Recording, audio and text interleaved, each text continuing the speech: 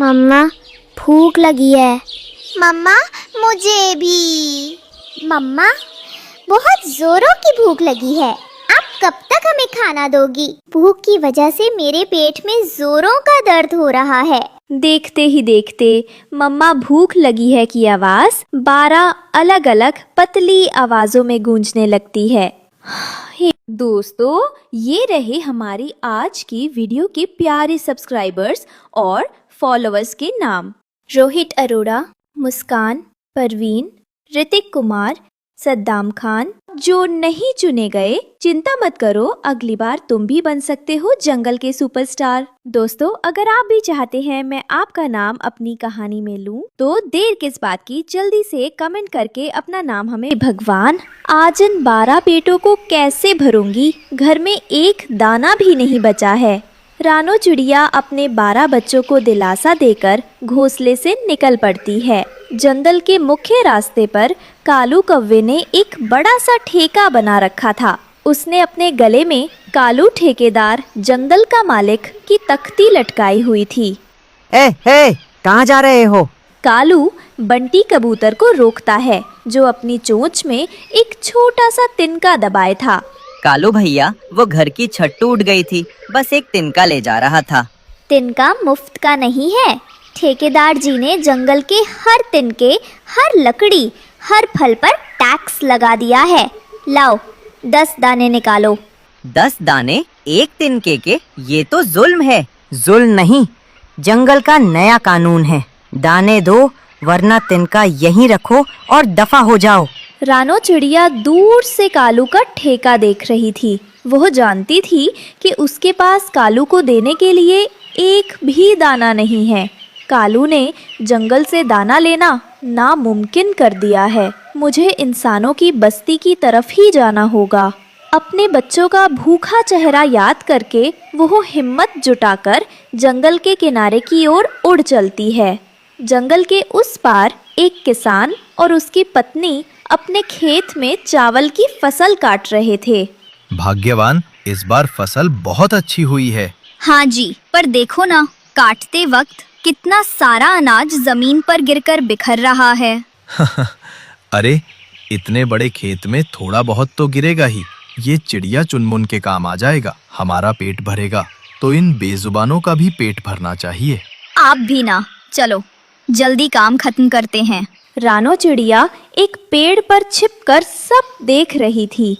जैसे ही किसान और उसकी पत्नी खाना खाने के लिए दूर गए, रानो तेजी से नीचे उतरी। 1, 2, 3। रानो जमीन पर गिरे चावल के एक एक दाने को अपनी चोंच में इकट्ठा करने लगती है। वह सिर्फ एक दाना नहीं उठा रही थी, वह अपने 12 बच्चों का जीवन उठा रही थी। बस थोड़े और। रानो चिड़िया दानों से भरी चोंच लिए जंगल लौटती है, लेकिन कालू ठेकेदार उसे नाके पर रोक लेता है। वाह वाह रानो चिड़िया, चोंच तो खूब भरी हुई है। ये तो चावल के दाने हैं, कहाँ से चुरा कर लाई? कालू भैया, ये मैंने चुराए नहीं है, ये इंसानी खेत में गिरे पड़े थे।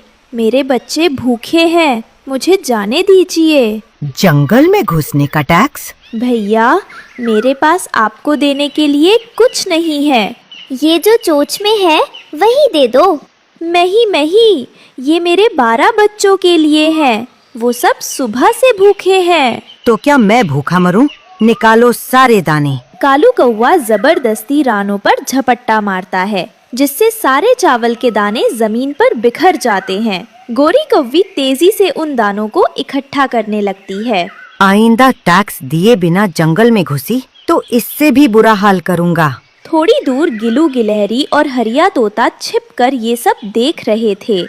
बेचारी रानो दीदी, उस जालिम कालू ने एक माँ से उसके बच्चों का निवाला छीन लिया। ये जुल्म है। रानो के 12 बच्चे हैं। वो उन तक एक दाना भी नहीं ले जा पाई। हमें कुछ करना होगा हरिया भैया। ये अकेला रानो दीदी का सवाल नहीं है, ये पूरे जंगल का सवाल है। वे दोनों तुरंत जंगल के बाकी पक्षियों और जानवरों को ये खबर सुनाने के लिए दौड़ पड़ते हैं। कालू ने हद कर दी। उसने रानो के बच्चों के लिए लाए आखिरी दाने भी छीन लिए। अब कोई चुप नहीं बैठेगा। क्या हम सब अपने बच्चों को भूखा मरते देखेंगे? अगर आज हम रानो के लिए नहीं खड़े हुए तो कल हमारी बारी होगी। उनकी आवाज सुनकर सब पक्षी इकट्ठा हो जाते हैं। जंगल में कालू के अत्याचारों के खिलाफ एक धीमी दबी हुई आवाज उठने लगती है। रानो खाली चोंच लिए रोती हुई घोंसले में लौटती है। 12 बच्चे उसे देखते ही मम्मा खाना लाई, ये कहकर चिल्लाने लगते हैं। रानो की आंखों से आंसू बहने लगते हैं। उसे अपनी चोंच के कोने में फंसा चावल का बस एक दाना मिलता है, एक दाना, और बच्चे 12। वो उस एक दाने के 12 नन्हे टुकड़े करती है और एक एक कण अपने बच्चों की चोंच में डाल देती है। बच्चों की भूख जरा भी नहीं मिटी। रानो खुद पानी पीकर अपने भूखे बच्चों को देखते हुए सो जाती है। आधी रात को रानो अपने भूखे बच्चों को लोरी सुना रही थी। तभी घोंसले में एक जादुई चमकती हुई तितली आती है। रानो, मैंने तुम्हारी ममता देखी। तुमने एक दाने को 12 बच्चों में बांटा। तुम्हारी ममता का ये बलिदान साधारण नहीं है। पर मेरे बच्चे भूखे हैं। जिस जंगल में तुम जैसी माँ हो, वहाँ जुल्म नहीं चल सकता। तुम्हारी ममता ने आज जुल्म को हरा दिया है। तितली घोंसले से बाहर उड़ती है और अपने पंख जोर से फड़फड़ाती है। एक तेज जादुई हवा का झोंका सीधे कालू के ठेके की तरफ जाता है। कालू और गोरी अपने ठेके पर बैठे पंछियों से लूटे हुए दाने गिन रहे थे। वो रानो तो आज भूखी ही सो गई होगी और उसके बच्चे भी। तभी वो जादुई आंधी वहां पहुंचती है। अरे ये अचानक इतना तेज तूफान कहाँ से आया? हाय, मेरे दाने, मेरे सारे दाने उड़ गए। कालू जी, मुझे पकड़ो।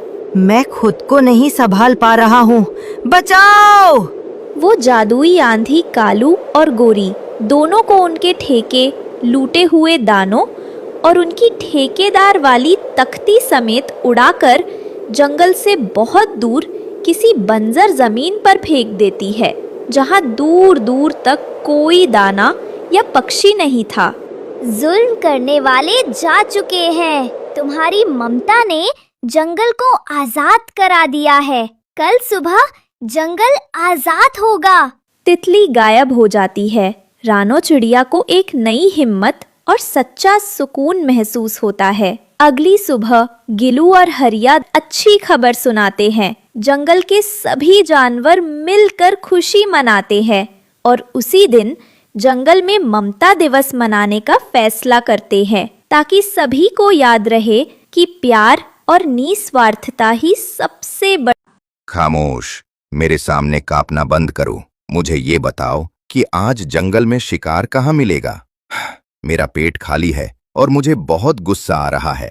बुल्ला दादा, हम सब भी भूखे हैं। माफ कर दीजिए, जंगल में कुछ भी नहीं बचा है। आप कहें तो मैं आपके लिए कहीं से पानी ढूंढ कर लाता हूँ। मुझे पानी नहीं, दावत चाहिए। भाग जाओ यहाँ से, इससे पहले कि मैं तुम्हें ही चबा जाऊं। तुम इतने छोटे हो कि तुम्हें खाकर मेरी भूख नहीं मिटेगी। मुझे कुछ बड़ा चाहिए, कुछ ऐसा जिससे मुझे मेहनत न पड़े और पेट भी भर जाए। छोटा पक्षी जान बचाकर भाग जाता है। दोस्तों, ये रहे हमारी आज की वीडियो के प्यारे सब्सक्राइबर्स और फॉलोअर्स के नाम। नायरा, भव्या सिंह, रौनक, महेंद्र बैरवा, अंश। जो नहीं चुने गए, चिंता मत करो, अगली बार तुम भी बन सकते हो जंगल के सुपरस्टार। दोस्तों, अगर आप भी चाहते हैं मैं आपका नाम अपनी कहानी में लूं, तो देर किस बात की, जल्दी से कमेंट करके अपना नाम हमें भेजें। अगर आज शाम तक मुझे ढंग का खाना नहीं मिला तो मैं इस जंगल की ईंट से ईंट बजा दूंगा। जंगल में भयानक सूखा पड़ा था। कई दिनों से बारिश नहीं हुई थी। रानो चिड़िया के बच्चे भूख से तड़प रहे थे। माँ, बहुत भूख लगी है। पेट में दर्द हो रहा है। क्या आज भी खाना नहीं मिलेगा? नहीं बेटा, ऐसा निराशाजनक मत कहो। मैं अभी तुरंत जा रही हूँ। मैं वचन देती हूँ तुम दोनों के लिए कुछ न कुछ जरूर ढूंढ कर लाऊंगी। तुम दोनों यही रहना और हिम्मत रखना, सब ठीक होगा। दूसरी तरफ कालू कौवा और गोरी कौवी भी भूख से बेहाल थे, लेकिन वे मेहनत करने के बजाय सिर्फ शिकायत कर रहे थे। कालू जी, अब तो उड़ा भी नहीं जा रहा। अगर आज खाना नहीं मिला तो हम मर जाएंगे। शांत रहो गोरी, मैं देख रहा हूँ। अगर किसी पक्षी को खाना मिला तो हम उसे छीन लेंगे। मेहनत कौन करे। रानो को पूरा दिन भटकने के बाद एक रोटी का छोटा सा टुकड़ा मिला। वो उसे लेकर उड़ने ही वाली थी कि उसकी नजर एक बीमार बूढ़े कबूतर पर पड़ी। बेटी, थोड़ा पानी, थोड़ी रोटी। मैं कई दिनों से भूखा हूँ। ओह, ये टुकड़ा तो मेरे भूखे बच्चों के लिए था। हाँ, लेकिन ये बुजुर्ग माँ तो अभी यही मर जाएगा। बाबा जी, आप इसे खाइए, आपकी जान ज्यादा जरूरी है। मेरे बच्चे भूखे हैं, पर शायद भगवान उन्हें मेरी इस भलाई के बदले कुछ और दे दे। जैसे ही बूढ़ा कबूतर ने रोटी खाई, एक चमक हुई। वो बूढ़ा कबूतर एक सुंदर वनपरी बन गई। रानो, मैं तुम्हारी परीक्षा ले रही थी। तुम खुद भूखी रहकर भी दूसरों का दर्द समझती हो। ये लो इनाम। परी एक छोटी लकड़ी की मशीन रानो को देती है। ये एक जादुई रोटी की मशीन है। जब तुम सच्चे दिल से और बिना किसी लालच के अपने बच्चों के लिए भोजन मांगोगी, तो ये तुम्हें गरम और ताजी रोटियां देगी। लेकिन ये याद रखना, अगर तुमने लालच किया या किसी का बुरा चाहा, तो ये मशीन बिल्कुल भी काम नहीं करेगी। रानो मशीन लेकर घोंसले में आती है। बच्चे उसे खाली हाथ देखकर उदास हो जाते हैं। माँ, आप फिर खाली हाथ आई? नहीं बेटा, देखो तो मैं तुम्हारे लिए क्या लाई हूँ। ये एक जादुई चीज है। रानो मशीन के सामने आंखें बंद करती है। मेरा दिल है सच्चा, भूखा है मेरा बच्चा, हे ममता की शक्ति तू दिखला, मेरे बच्चों के लिए जादू की रोटी खिला। मशीन में से सुनहरी रोशनी निकली और 2 गरम और नरम रोटियां बाहर आ गईं। बच्चों ने पेट भर के खाना खाया। खुशबू फैलती है। हरियाली तोती और हरिया तोता वहाँ से गुजरते हैं। अरे वाह, सूखे जंगल में ताजी रोटी की खुशबू। हरिया जी, चलिए देखते हैं। वे रानो के पास आते हैं। रानो बहन, क्या आपके पास थोड़ा खाना बचेगा? हम भी बहुत भूखे हैं। हाँ भाई, क्यों नहीं। ये मशीन सबकी मदद के लिए है, आप भी खाइए। झाड़ियों के पीछे कालू कौवा और गोरी कौवी छिपकर ये सब देख रहे होते हैं। कालू जी, देखा आपने? उस मशीन से रोटियां निकल रही हैं। हमें वो मशीन चाहिए। तुम सही कह रही हो। अगर वो मशीन मिल जाए तो हमें कभी शिकार नहीं करना पड़ेगा। लेकिन रानो हमें आसानी से नहीं देगी। चलो भुल्ला दादा के पास। पहाड़ी पर खतरनाक भुल्ला चील हड्डियों के बीच बैठा था। भुल्ला दादा प्रणाम। हम आपके लिए एक बहुत बड़ी खबर लाए हैं।